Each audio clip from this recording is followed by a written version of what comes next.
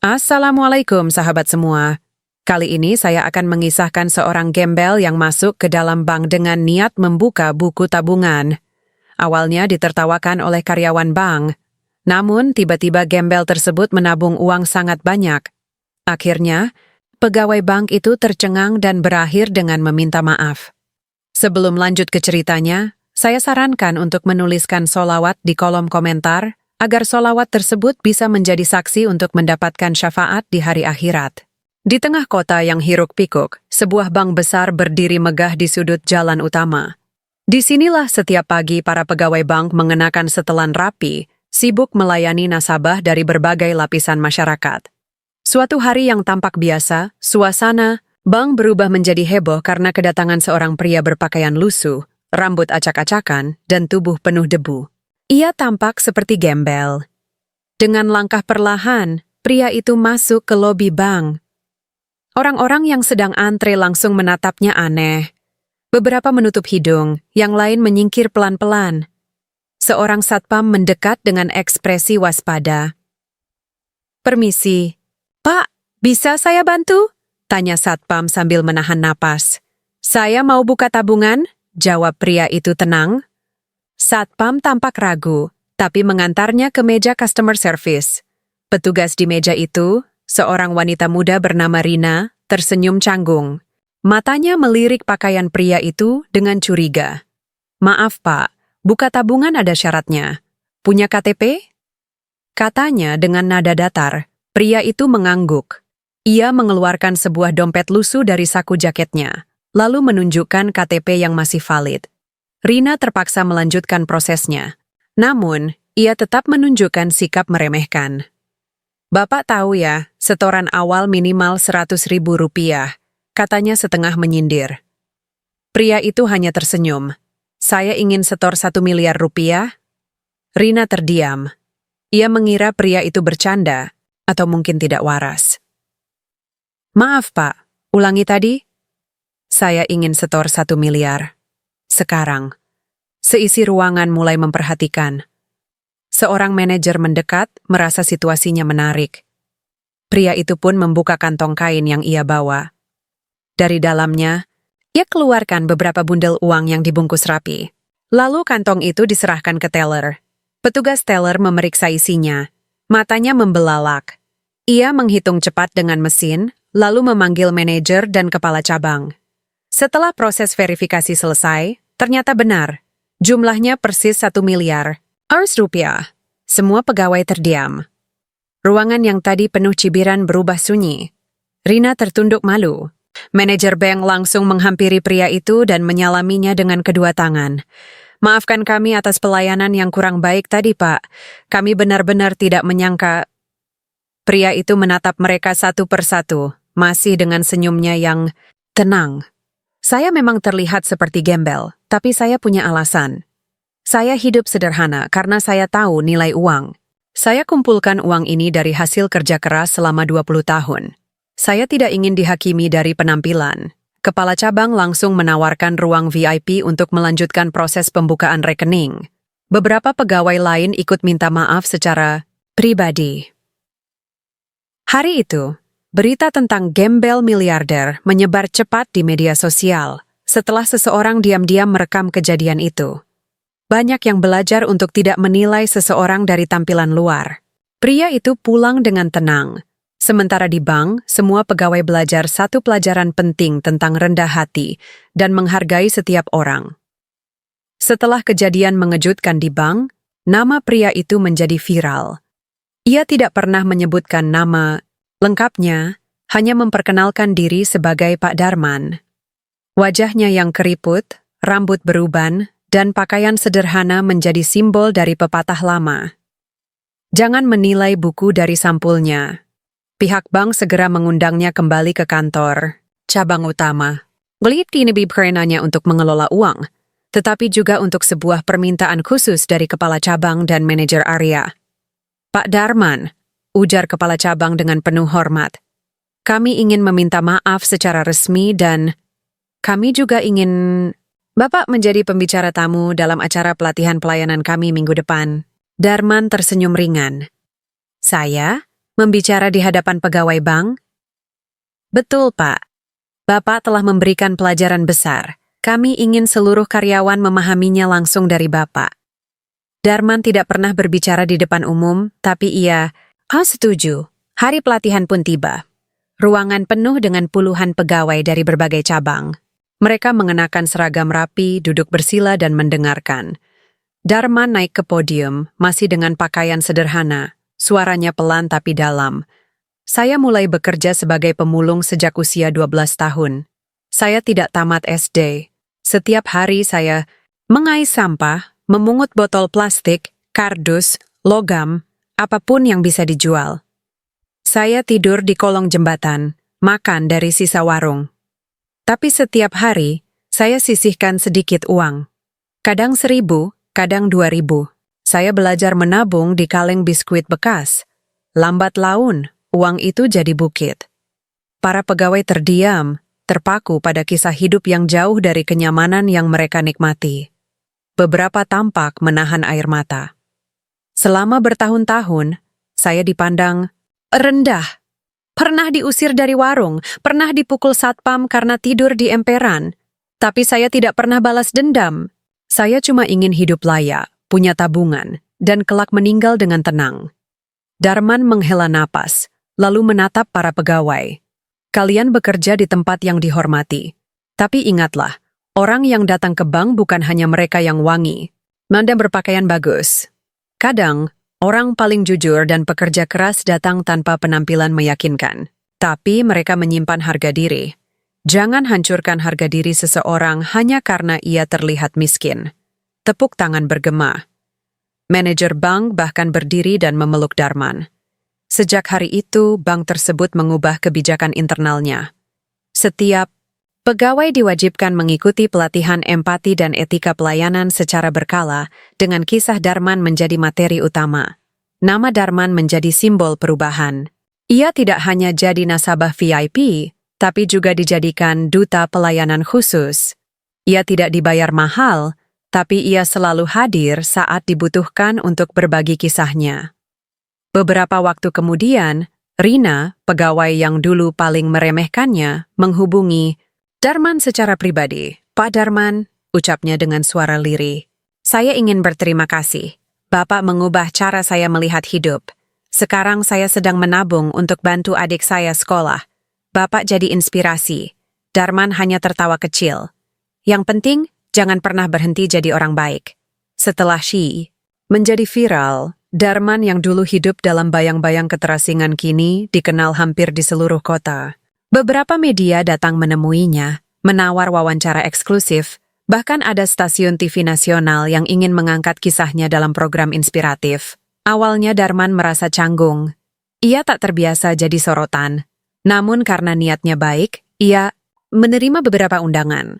Ia sempat menyampaikan pesan yang sama. Harga diri bukan dari pakaian, tapi dari hati dan kerja keras. Namun, hidup dalam sorotan tidak selamanya mudah. Setelah membuka rekening dengan nominal fantastis itu, Darman mulai mendapat banyak perhatian. Bukan hanya dari media, tapi juga dari orang-orang yang berniat memanfaatkan. Beberapa kerabat jauh tiba-tiba muncul membawa cerita sedih dan permintaan bantuan. "Kau kan sekarang kaya, Man," kata seorang sepupu yang dulu tak pernah mengaku keluarga. "Gak mungkinlah nolong saudara sendiri susah." Tak hanya itu, beberapa orang mulai membujuk Darman untuk berinvestasi.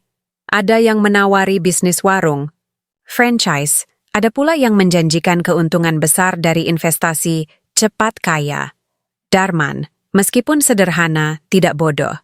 Ia menolak semua tawaran tanpa dasar jelas. Tapi godaan tetap datang. Suatu hari, seorang pria muda berjas rapi datang dengan proposal usaha properti. "Pak Darman, saya bisa bantu uang Bapak tumbuh 2 kali lipat dalam setahun.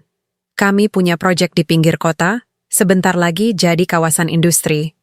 Ini kesempatan emas." Darman mulai ragu. Tawaran itu tampak meyakinkan, dan pria itu berbicara dengan begitu percaya diri. Ia bercerita pada Rina, yang kini jadi teman baiknya. Rina menyarankan agar Darman berkonsultasi dulu ke bagian keuangan bank, atau ke penasihat keuangan terpercaya. "Pak Darman, Kadang yang terlihat manis itu jebakan. Bapak sudah susah payah mengumpulkan uang itu. Jangan habiskan hanya karena janji manis. Darman akhirnya mengurungkan niat. Beberapa minggu kemudian, terbongkar bahwa proyek properti itu fiktif. Banyak orang kehilangan uang. Darman pun bersyukur karena tidak terburu-buru tergiur. Meski punya uang, Darman memilih hidup tetap sederhana. Ia membeli rumah kecil di pinggiran kota, cukup nyaman tapi tidak mewah. Ia membeli becak motor bekas untuk bepergian, dan sebagian besar uangnya ditaruh dalam deposito dan tabungan pendidikan anak-anak kurang mampu. Ia mendatangi panti asuhan yang pernah memberinya sisa makanan di masa lalu, dan diam-diam membiayai renovasi bangunannya. Tanpa ingin namanya dipampang, ia hanya berkata pada pengurus, "Saya pernah dibantu di sini. Sekarang saya hanya mengembalikan kebaikan itu." Darman menolak hidup bermewah-mewah. Ketika wartawan bertanya, kenapa ia tidak beli mobil atau baju mahal, jawabannya sederhana. Karena saya sudah bahagia. Saya hanya ingin hidup tenang, bukan dipuja-puja. Namun, hidup belum selesai menguji Darman. Di suatu malam hujan deras, seorang pria asing berdiri di depan rumahnya, basah kuyup, tampak putus asa. Wajahnya tak asing. Darman menatapnya dengan mata menyipit. Perlahan ia mengenali, itu pria muda berjas yang dulu menawarinya investasi bodong. Wajah pria itu penuh luka dan rasa malu. "Pak, saya butuh bantuan." Darman diam sejenak lalu membuka pintu. "Masuk, kita bicara baik-baik." Hujan masih mengguyur saat Darman mempersilakan pria muda itu masuk. Baju jasnya basah kuyup, rambutnya lepek menempel di wajah. Ia duduk di kursi rotan ruang tamu Darman yang sederhana tapi bersih. "Namamu siapa?" tanya Darman pelan. "Bayu?" "Pak," jawab pria itu lirih. "Saya yang dulu menawari Bapak investasi palsu." Darman mengangguk pelan. "Saya ingat." Bayu menunduk, suara gemetar. "Saya kehilangan semuanya, Pak. Saya ditipu balik oleh rekan bisnis saya, uang saya habis, keluarga saya tinggalkan, teman menjauh. Sekarang saya hidup numpang sana-sini. Saya datang ke sini bukan untuk minta uang, tapi saya butuh makan. Dan saya ingin minta maaf." Darman menatapnya dalam diam.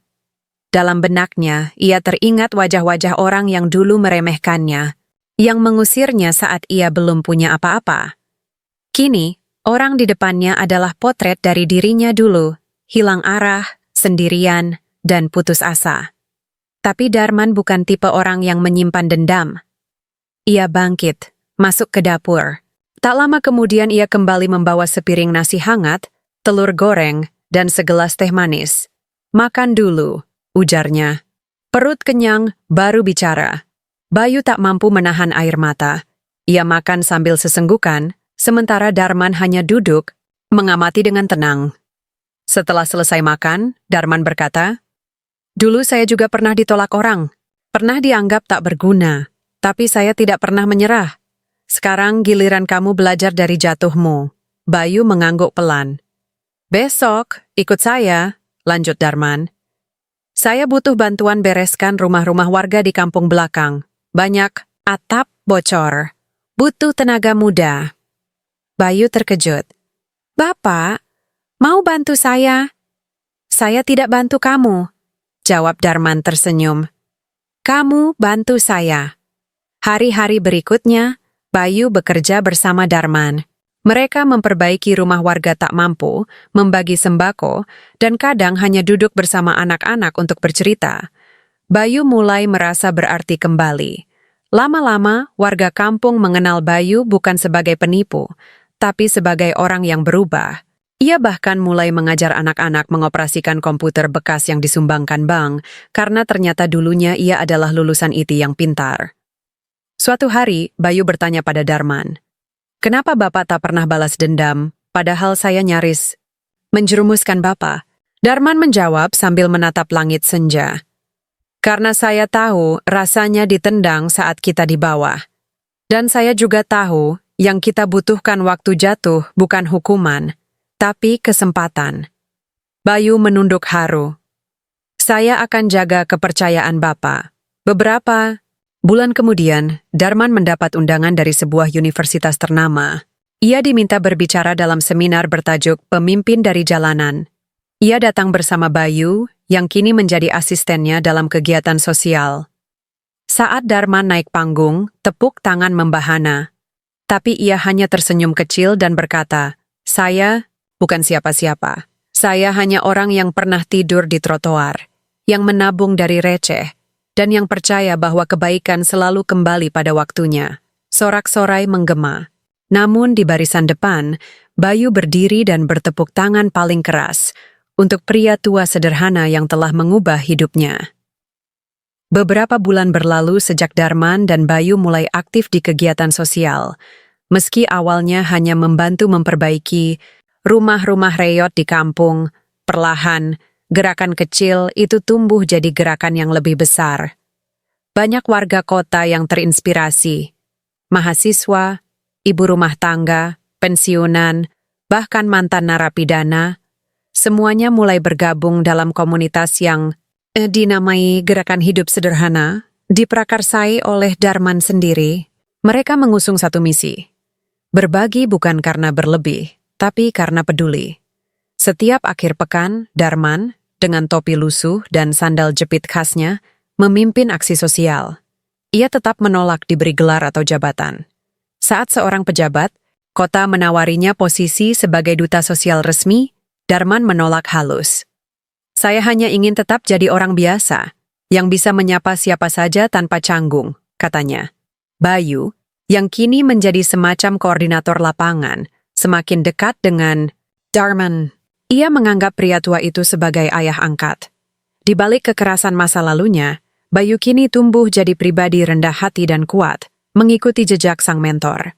Namun perubahan besar tak hanya terjadi pada Bayu.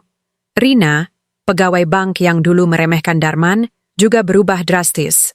Ia kini aktif dalam kegiatan komunitas, bahkan menginisiasi program literasi keuangan untuk warga miskin. Suatu sore, Rina mengundang Darman ke sebuah taman kota. "Pak Darman," katanya, "bank tempat saya bekerja ingin membuat program CSR. Dan saya ingin menamai program itu atas nama Bapak. Kami ingin mendirikan pusat pelatihan keterampilan gratis. Namanya Rumah Darman." Darman terdiam. Ia tidak suka dengan namanya dijadikan simbol. Tapi ketika Rina menambahkan bahwa pusat pelatihan itu akan fokus membantu anak-anak jalanan, bekas pemulung, dan orang-orang seperti dirinya dulu, Darman akhirnya setuju. Tapi syaratnya satu, ujarnya. "Jangan pasang foto saya besar-besar. Pasang cermin saja. Biar mereka yang datang ke sana bisa melihat wajah sendiri, karena yang penting bukan saya, tapi siapa mereka ingin jadi." Pada suatu malam, Darman duduk di serambi rumahnya. Ia menatap langit, memegang secangkir kopi hitam. Bayu duduk di sampingnya. "Pak," kata Bayu pelan, "kalau nanti Bapak sudah nggak ada, semua ini bakal terus jalan. Saya janji." Darman tertawa kecil. "Belum waktunya mikir itu, Bay. Masih banyak yang harus kita kerjakan." Bayu tersenyum. Tapi dalam hatinya, ia tahu usia Darman tak muda. Lagi, tubuhnya mulai sering batuk. Kakinya kadang gemetar kalau berdiri terlalu lama. Tapi semangatnya tak pernah kendur. Keesokan harinya, Darman diminta berbicara dalam sebuah seminar nasional. Bukan hanya untuk mahasiswa, tapi juga pengusaha, pejabat daerah, dan tokoh masyarakat. Ia berjalan perlahan ke podium, mengenakan baju putih sederhana dan celana hitam bersih. Di tengah pidatonya, ia berkata, "Hidup ini bukan soal berapa banyak yang kita miliki, tapi berapa banyak yang kita beri. Dan jangan pernah remehkan siapa pun. Karena bisa jadi, orang yang kalian kira tak punya apa-apa, justru membawa pelajaran hidup yang tak ternilai." Tepuk tangan menggema. Bayu berdiri di belakang panggung, menatap pria tua itu dengan mata berkaca-kaca. Setelah acara, Darman kembali ke rumah. Ia duduk di kursi kayu yang sama, menatap langit malam. Tak ada rasa ingin jadi besar. Ia hanya ingin satu hal. Cukup, kalau hidup saya bisa bikin orang lain percaya lagi pada kebaikan. Matahari siang menyorot terik, ketika halaman rumah Darman dipenuhi anak-anak yang berlatih mengetik pada komputer bekas. Tawa mereka memecah udara, tetapi di ruang kantor kecil di samping aula, Bayu berdiri kaku di hadapan dua pria berseragam, satu polisi, satu pegawai otoritas pajak. "Pak Bayu," ujar petugas pajak tegas, "kami mendapat laporan tentang aliran dana mencurigakan ke rekening operasional yayasan. Bukti awal menunjukkan setoran tunggal 5 miliar rupiah dari perusahaan fiktif." Bayu tercekat. "Setoran itu donasi anonim. Kami tidak menuduh," sela polisi, "tapi harus menyelidiki. Jika dana itu hasil kejahatan, rumah Darman bisa dibekukan." Kata dibekukan menggema di kepala Bayu. Ia ingat ekspresi anak-anak tadi, harapan yang rapuh dapat patah seketika. Ia mengepalkan tangan. "Saya akan bekerja sama penuh." Sore itu, Bayu mendatangi Darman yang sedang menambal sandal lusuh seorang bocah di teras. Mendengar cerita Bayu, Darman terdiam lama. Merah senja memantul di lensa kacamatanya yang retak. "Jadi, semua yang kita bangun bisa ambruk hanya karena satu transfer misterius?" Gumam Bayu putus asa. Darman menepuk bahunya. "Bangunan bisa runtuh, Bay. Nilai yang kita tanam, empati, kerja keras, lebih sukar dihancurkan. Tapi kita tetap harus bersihkan akar masalah." Malamnya, rapat darurat digelar. Rina hadir membawa berkas audit bank. Relawan lain berkumpul, cemas. Semua menatap Darman, menunggu arahan. "Kita tidak sembunyi," ujar Darman lirih namun mantap. "Besok kita umumkan transparansi ke publik, undang auditor independen, dan, jika perlu, bekukan dulu rekening donasi sampai penyelidikan selesai." Beberapa relawan panik. "Tapi bantuan sembako minggu depan, kita masak sendiri, gotong royong," sela Darman. "Gerakan ini lahir dari recehan. Recehan pula yang akan menyelamatkannya." Keesokan harinya, media lokal menurunkan berita. Rumah Darman diduga terlibat pencucian uang. Foto Darman, dengan baju putih sederhana, terpampang di layar. Tapi kali ini judulnya bernada miring. Komentar netizen terbelah.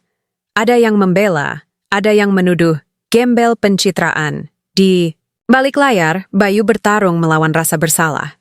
Ia yang mengelola rekening yayasan merasa kecolongan.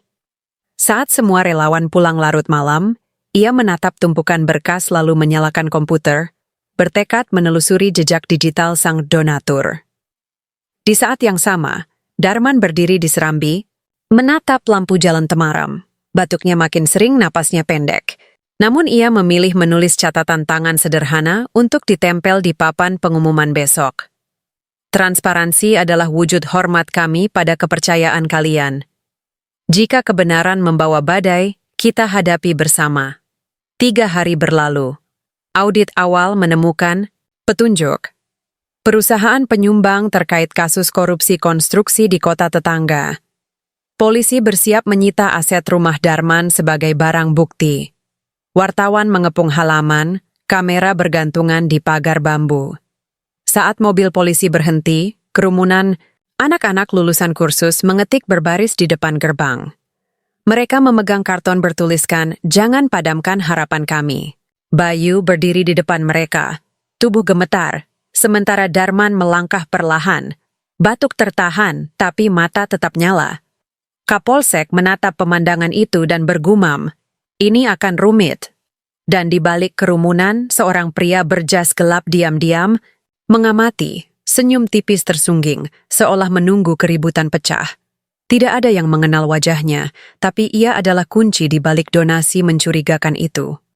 Mobil polisi masih terparkir di depan rumah Darman, namun penahanan aset ditunda. Alasannya sederhana namun kuat, perhatian publik terlalu besar. Ribuan orang menonton siaran langsung dari wartawan lokal yang meliput, dan Enindri Safe Rumah Darman mulai trending di media sosial. Bayu tidak tinggal diam. Ia begadang selama 2 malam, menyelidiki asal-usul perusahaan donatur yang menjadi sumber masalah. Di tengah tumpukan dokumen digital dan rekaman transaksi, ia menemukan satu nama pemegang saham mayoritas, Andra Wahyudi. Bayu menatap layar komputer. Wajah itu familiar. Ia memperbesar foto pada laman LinkedIn yang ia temukan, dan jantungnya berdegup keras. Itu pria berjas gelap yang diam-diam mengamati dari kejauhan saat polisi datang. Wajah yang dulu juga muncul dalam kenangan pahitnya sendiri. Andra adalah seniornya saat masih bekerja di perusahaan IT, sebelum hidup Bayu hancur karena diadu domba dalam skema korupsi yang tak pernah ia lakukan. Andra lah yang menyebar kabar bahwa Bayu ikut mencuri dana proyek. Bayu dipecat, nama baiknya tercoreng, dan akhirnya hanyut dalam dunia gelap sampai ia bertemu Darman. Bayu menggertakkan gigi. Jadi ini pembalasan? Gumamnya. Keesokan paginya, Darman mendapati Bayu duduk di ruang tamu dengan mata merah. Dia jebak kita, Pak, kata Bayu pelan. Andra, dia tanam donasi itu untuk menjatuhkan nama kita, untuk jatuhin saya. Darman tak kaget. Ia hanya menghela, napas panjang. Lalu apa rencanamu? Tanya Darman. Bayu mengangkat flash disk kecil. Saya punya bukti transaksi, data perusahaan fiktif, dan rekaman percakapan lama yang bisa mengaitkan dia ke kasus penipuan saya dulu. Kalau kamu umbar ini, kamu akan masuk pusaran hukum. Bisa saja jadi alat balas dendam, bukan alat kebenaran, ujar Darman lembut. Bayu menunduk. Saya tahu.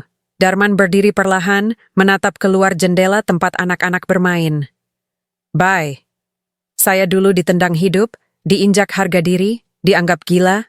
Tapi saya tidak pernah ingin balas. Saya hanya ingin hidup layak dan bantu orang hidup layak juga. Ia berbalik, menatap Bayu. Kalau kamu mau bertindak, pastikan bukan karena dendam, tapi karena kamu ingin dunia ini lebih jujur, lebih adil. Bayu terdiam lama. Lalu ia mengangguk. Hari itu, Bayu datang ke kantor polisi dengan Darman. Mereka menyerahkan semua bukti, namun mereka tidak mengadakan konferensi pers, tidak memanggil media. Kami ingin ini ditangani hukum, bukan jadi tontonan, ujar Darman tegas. Beberapa hari kemudian, penyidik mengkonfirmasi bahwa Andra Wahyudi memang menggunakan perusahaan fiktif untuk menyebar donasi ke berbagai lembaga sosial sebagai kedok pencucian uang. Rumah Darman jadi korban, bukan pelaku. Pihak berwenang mencabut status pembekuan aset dan mengeluarkan surat pernyataan resmi bahwa Darman dan yayasannya bersih dari keterlibatan langsung. Namun Darman menolak bersorak. Satu masalah selesai, tapi luka kepercayaan itu dalam. Kita harus pulihkan itu perlahan. Kita bukan pahlawan, kita penyintas, katanya pada semua relawan. Seminggu kemudian, rumah Darman mengadakan acara kecil. Tidak mewah, hanya nasi bungkus, minuman hangat, dan lilin-lilin kecil yang menyala di tengah aula sebagai simbol harapan. Bayu berdiri di depan panggung sederhana. Saya berdiri di sini bukan karena bersih, tapi karena ada orang yang memaafkan saya lebih dulu dan memberi saya kesempatan jadi manusia lagi. Di belakangnya, Darman duduk sambil tersenyum tenang. Ia tak perlu berdiri. Kehadirannya saja sudah cukup membuktikan bahwa manusia bisa jatuh, bangkit, dan tetap memilih menjadi baik, meski dunia tak selalu adil. Dan di luar aula, rintik hujan turun perlahan. Seperti menghapus debu dari masa lalu, menyisakan tanah yang subur untuk masa depan. Setelah klarifikasi resmi dari kepolisian dan pemberitaan media yang mengoreksi tuduhan sebelumnya, rumah Darman kembali berdiri tegak.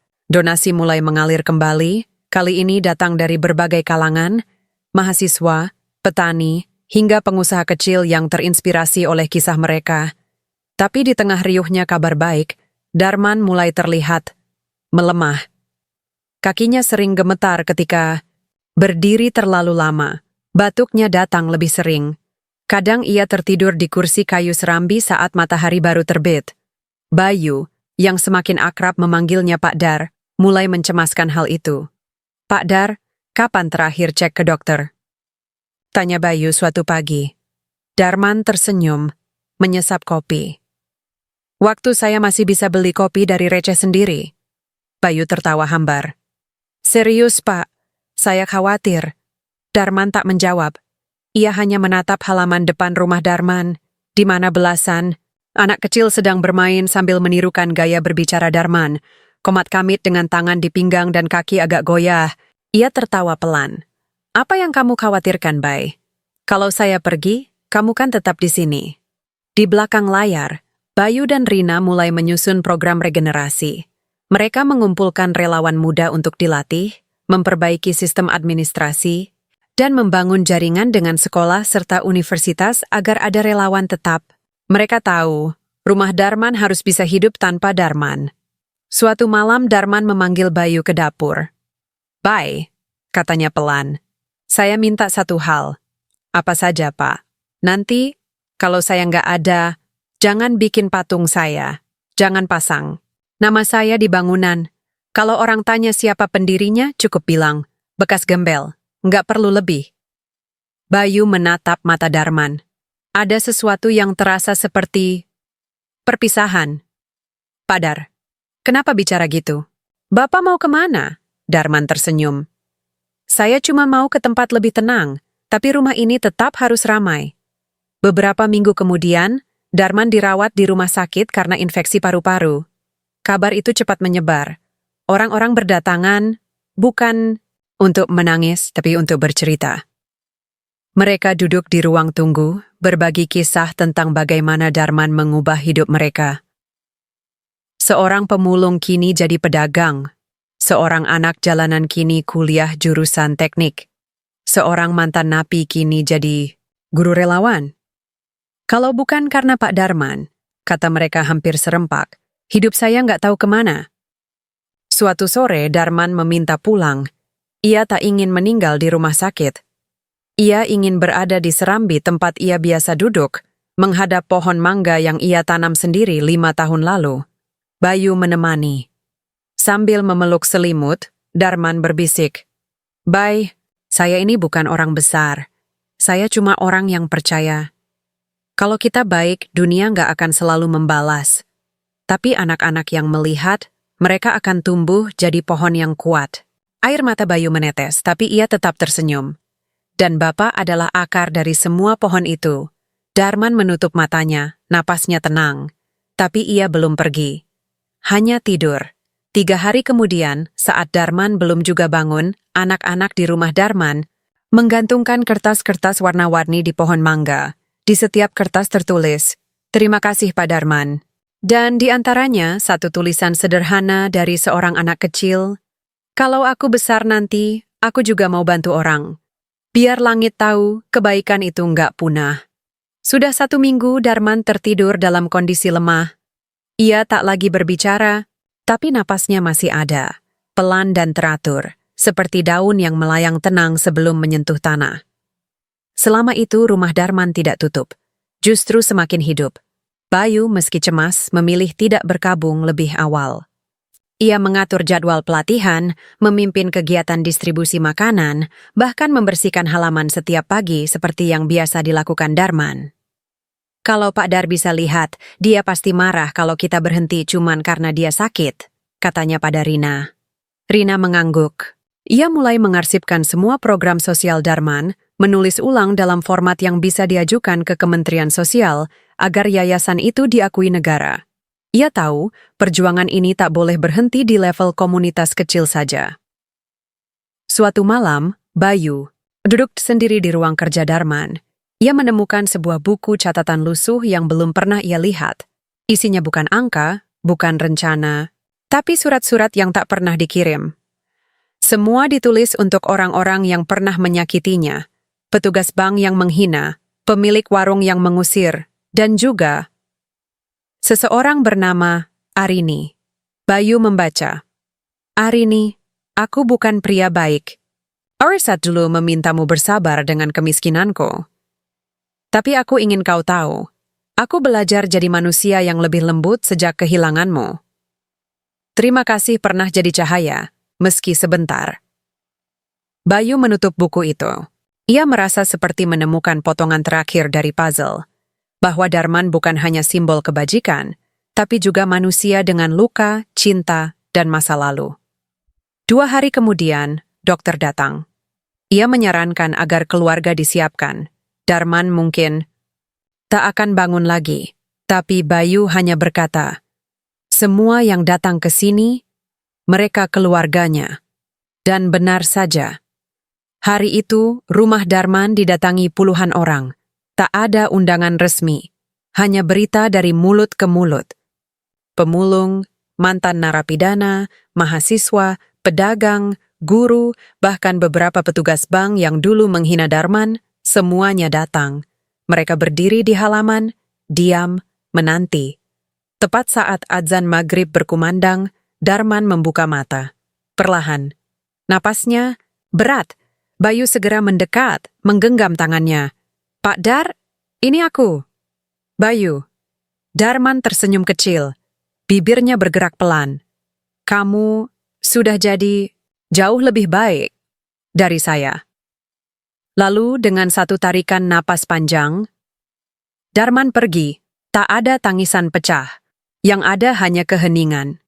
Seolah seluruh bumi memberi hormat pada seorang pria yang tak pernah minta dihormati. 3 hari setelah kepergian Darman, pemakaman digelar. Tapi tidak ada makam mewah. Sesuai wasiat, Darman dikuburkan di tanah kosong di belakang rumah Darman, di bawah pohon mangga yang ia tanam sendiri.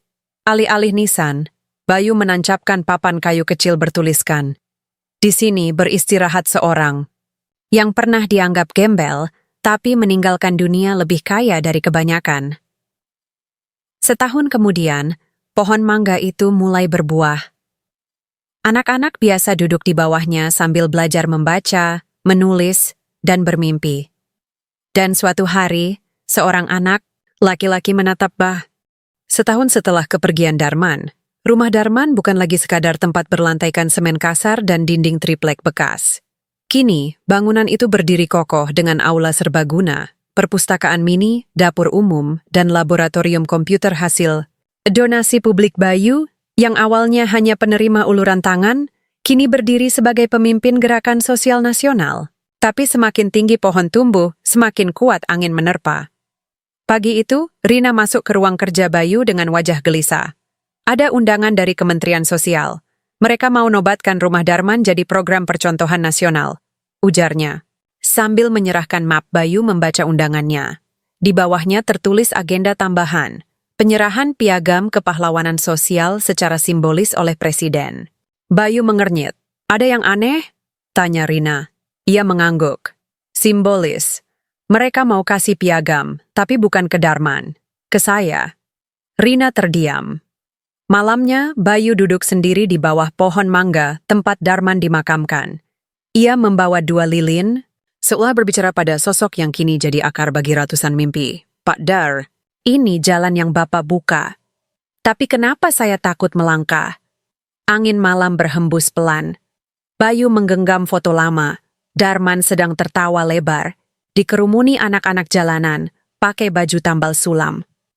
Keesokan harinya, Bayu datang ke Jakarta, tapi bukan untuk menerima penghargaan. Ia meminta waktu bicara 5 menit di atas panggung.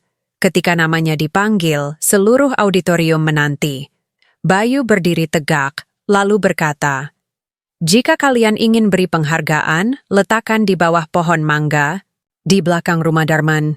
Di sana tempat seseorang yang pernah ditolak bank, dihina sebagai gembel, dan tak pernah ingin dikenal. Dia tidak butuh piagam, tapi anak-anak yang meniru jalannya butuh kejujuran dari kita." Seluruh ruangan hening. Beberapa pejabat terdiam, wartawan sibuk mencatat. Rumah Darman tidak bisa dijadikan proyek pencitraan. Kami bukan tempat untuk meraih suara, tapi tempat untuk menanam nilai. Tepuk tangan meledak. Tapi tidak semua senang. Seminggu kemudian, beberapa laporan media mulai muncul. Tudingan bahwa yayasan dikelola tidak profesional, bahwa Bayu terlalu idealis, bahwa dana besar tidak cocok dikelola oleh orang jalanan. Sebuah opini di surat kabar menyebut, rumah Darman hanyalah romantisme sosial yang akan runtuh saat dunia nyata menuntut efisiensi dan kepatuhan. Bayu menatap artikel itu lama, dan hari itu ia mengambil keputusan berani, membuka seluruh data keuangan rumah Darman secara publik. Semua pengeluaran, pemasukan, dan gaji relawan diumumkan di situs resmi mereka. Kalau kita akan digugat, biarlah dengan data. Bukan prasangka, katanya. Namun badai belum reda. Suatu malam, seseorang menyelinap dan mencoret pagar depan rumah Darman dengan cat merah. Hanya ganti kulit, tetap gembel. Anak-anak ketakutan. Beberapa relawan mulai ragu. Rina bertanya, Bayu, apa kamu yakin kita bisa bertahan? Bayu berdiri di depan pagar yang tercoret, lalu mengambil kuas dan cat putih.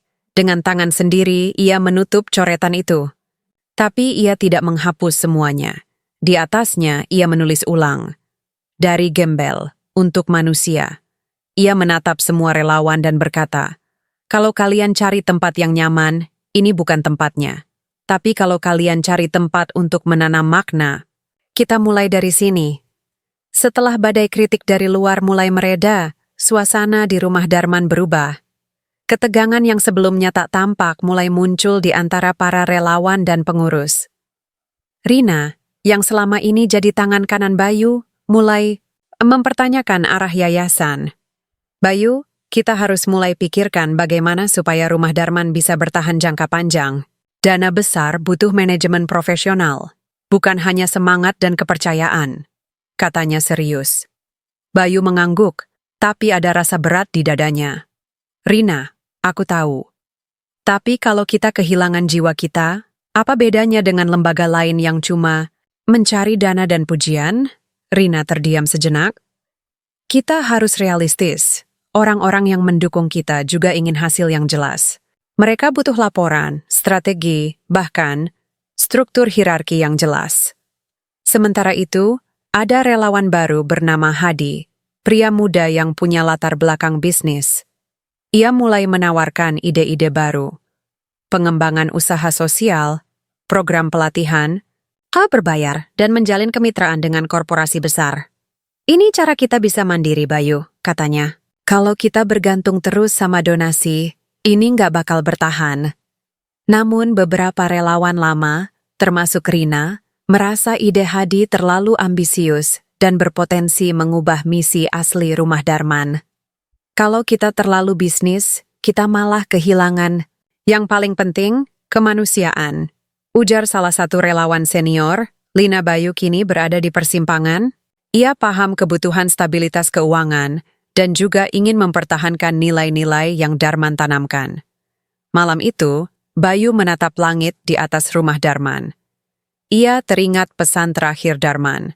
Jangan jadi pohon yang besar, tapi kering. Jadilah di pohon yang memberi naungan. Ia tahu, untuk jadi naungan, pohon itu harus kuat dan lentur. Rapat pengurus berikutnya menjadi momen penentu. Bayu membuka ruang dialog terbuka. Kalau kita terus berpecah, kita akan tumbang. Kita harus temukan jalan tengah yang bisa buat kita kuat tanpa kehilangan jiwa. Diskusi berjalan sengit. Hadi menawarkan rencana usaha sosial yang bisa jadi sumber dana mandiri. Rina mengusulkan pelatihan manajemen bagi semua relawan. Lina dan relawan lama menuntut agar nilai kemanusiaan tetap di atas segalanya. Bayu menutup rapat dengan keputusan. Kita mulai pilot proyek usaha sosial yang kecil-kecilan dengan sistem transparan dan evaluasi ketat. Semua relawan dilibatkan dalam prosesnya. Dan kita buat tim khusus untuk menjaga nilai dan etika kita. Malam itu, Bayu duduk sendiri, melepas penat. Ia tahu, perjalanan ini bukan hanya tentang uang atau program sosial. Ini tentang hati, keberanian, dan kompromi. Ia menulis di buku harian kecil milik Darman. Aku tak ingin jadi pemimpin yang mengulangi kesalahan masa lalu. Aku ingin jadi akar yang kuat, yang menopang, tapi juga memberi ruang tumbuh bagi cabang-cabang baru. Pilot proyek usaha sosial dimulai dengan sederhana. Membuat kafe komunitas kecil di halaman belakang rumah Darman. Kafe itu bukan sekadar tempat minum kopi, tapi juga ruang belajar dan berkumpul. Bayu, Rina, Hadi, dan para relawan turun tangan langsung, memasak, menyajikan, bahkan membersihkan meja. Mereka ingin kafe itu jadi simbol nyata dari perubahan dan kemandirian. Namun tak semua berjalan mulus, beberapa donatur lama mulai ragu. Mereka khawatir fokus rumah Darman teralihkan ke bisnis kecil, bukan bantuan sosial murni. Media lokal mulai mengangkat isu. Apakah rumah Darman berubah menjadi perusahaan kecil? Atau ini hanya strategi bertahan hidup? Bayu menerima semua kritik dengan kepala dingin. Kita tidak meninggalkan misi. Kafe ini adalah alat untuk menjaga keberlangsungan, ujarnya di depan relawan. Masalah lain datang dari luar.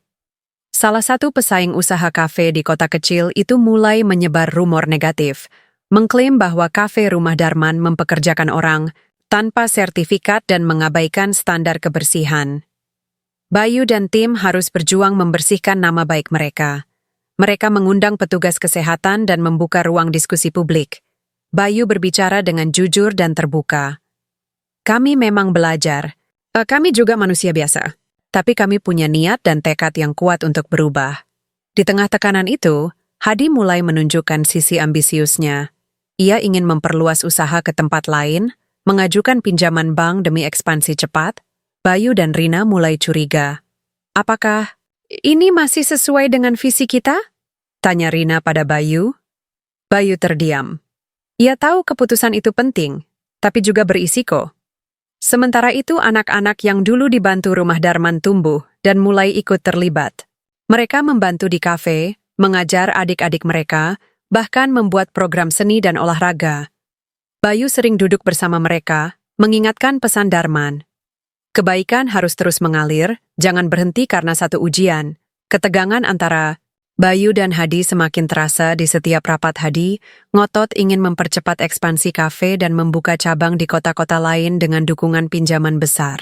Baginya, skala dan keuntungan finansial adalah cara terbaik memastikan keberlangsungan Rumah Darman. Bayu, sebaliknya, ingin berjalan pelan, menjaga nilai dan integritas, tanpa terburu-buru menghadapi risiko besar.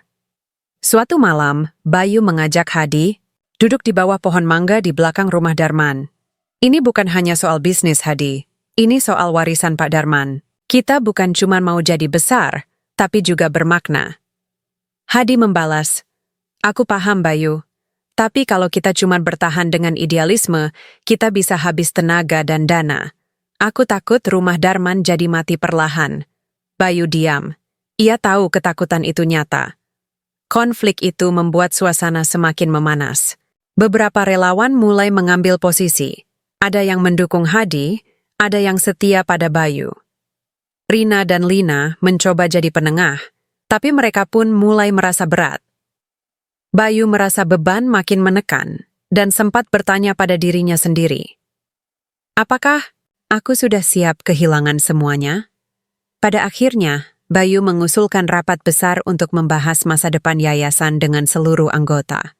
Di depan semua, ia berkata, kita di sini bukan hanya untuk mempertahankan diri. Kita di sini untuk memilih jalan. Apakah kita mau jadi pohon yang kokoh tapi lambat tumbuh, atau cabang yang cepat tumbuh tapi rapuh? Pilihannya bukan mudah, tapi harus kita hadapi bersama. Di akhir rapat, ada dua opsi besar yang muncul. Menerima pinjaman dan ekspansi cepat ala Hadi, tapi dengan risiko kehilangan kontrol penuh dan nilai asli. Bertahan dengan model komunitas kecil dan mandiri ala Bayu, yang lebih aman tapi pertumbuhannya lambat. Malam itu, Bayu duduk sendiri lagi, menatap bintang. Ia tahu, keputusan itu akan menentukan tidak hanya masa depan Rumah Darman, tapi juga mimpi dan harapan yang dibangun sejak awal. Setelah rapat panjang dan diskusi berhari-hari, para pengurus dan relawan mengambil keputusan yang tak mudah. Mereka memilih untuk menerima pinjaman dan mulai ekspansi usaha sosial secara bertahap, menggabungkan visi Bayu dan Hadi. Bayu, meski berat hati, menyadari bahwa perubahan tak bisa dihindari jika Rumah Darman ingin bertahan dan berkembang. Langkah pertama adalah membuka cabang kedua kafe komunitas di kota terdekat. Hadi mengambil peran sebagai kepala proyek ekspansi, sementara Bayu tetap mengawasi nilai dan integritas yayasan. Namun, proses itu tak berjalan mulus. Beberapa relawan lama merasa kecewa, menganggap perubahan terlalu cepat dan jauh dari tujuan awal. Ada pula yang merasa diabaikan dalam pengambilan keputusan. Suatu hari, Rina datang menemui Bayu dengan wajah muram. Bayu, aku takut ini mulai jadi organisasi seperti yang dulu kita benci. Kita harus ingat, apa yang Darman ajarkan bukan hanya soal uang, tapi soal hati. Bayu mengangguk pelan. Ia tahu, pertarungan sesungguhnya belum selesai. Di cabang baru, tantangan datang dari ketatnya persaingan bisnis. Mereka harus bersaing dengan kafe-kafe besar dan berpengalaman. Beberapa relawan yang belum terbiasa menghadapi tekanan bisnis mulai kehilangan semangat. Namun, ada sisi terang. Beberapa anak yang dulu dibantu kini mulai bekerja penuh waktu di kafe mendapat pelatihan dan gaji pertama mereka. Bayu sering mengunjungi cabang itu, berdialog dengan semua staf dan relawan. Ia berkata, kita harus jadi pohon yang bisa beradaptasi dengan musim. Kadang musim panas, kadang musim hujan. Tapi, akar kita tetap kuat di tanah. Sementara itu, media kembali menyorot Rumah Darman. Kali ini dengan nada positif tentang keberhasilan model campuran sosial dan bisnis mereka. Namun, di balik sorotan itu, Bayu tahu masih banyak pekerjaan rumah. Di akhir hari, Bayu duduk di ruang kerjanya membuka buku catatan Darman. Ia menulis, mimpi ini bukan hanya milikku atau milik Pak Darman. Ini milik semua yang percaya bahwa perubahan bisa dimulai dari hal kecil, bahkan dari seorang gembel. Seiring keberhasilan cabang kedua kafe komunitas, perhatian pemerintah dan politisi mulai tertuju pada Rumah Darman. Beberapa pejabat menawarkan dukungan dengan syarat. Bayu harus ikut dalam jaringan politik mereka. Bayu menolak dengan tegas, tapi godaan kekuasaan dan janji-janji proyek besar semakin deras. Hadi mulai terbagi, tergoda tawaran dana besar yang datang dari kelompok politik. Ia mencoba meyakinkan Bayu bahwa kerjasama ini akan membawa Rumah Darman ke level berikutnya. Bayu, ini kesempatan sekali seumur hidup. Kita bisa bantu lebih banyak orang dengan dana dan sumber daya yang lebih besar, kata Hadi. Bayu tetap tegar, tapi kalau kita kehilangan independensi, kita kehilangan segalanya. Ketegangan di antara mereka semakin meningkat, hingga suatu malam Bayu mengetahui bahwa Hadi diam-diam menandatangani kontrak dengan salah satu politisi tanpa sepengetahuannya. Bayu merasa dikhianati. Hati dan jiwanya terpukul, tapi ia tahu perjuangan belum selesai. Dalam rapat darurat, Bayu menghadapi Hadi dan seluruh tim. Ini bukan hanya soal uang atau ekspansi, ujar Bayu dengan suara berat. Ini soal kepercayaan. Jika kita menjual jiwa kita untuk proyek dan dana, apa bedanya dengan mereka yang dulu kita lawan? Hadi mencoba membela diri, tapi ketegangan itu memecah belah kelompok. Sementara itu, media mulai meliput isu ini. Berita tentang konflik internal Rumah Darman tersebar luas. Sebagian masyarakat mulai meragukan keberlangsungan yayasan. Bayu tetap berusaha menjaga integritas. Ia memutuskan untuk membuka ruang dialog publik dan transparansi penuh. Di akhir hari, Bayu berdiri di depan anak-anak yang dulu dibantunya, menguatkan diri dengan pesan Darman.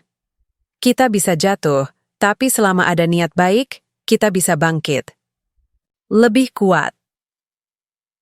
Setelah perpecahan yang hampir menghancurkan, Bayu memilih untuk mundur sementara dari posisi pimpinan.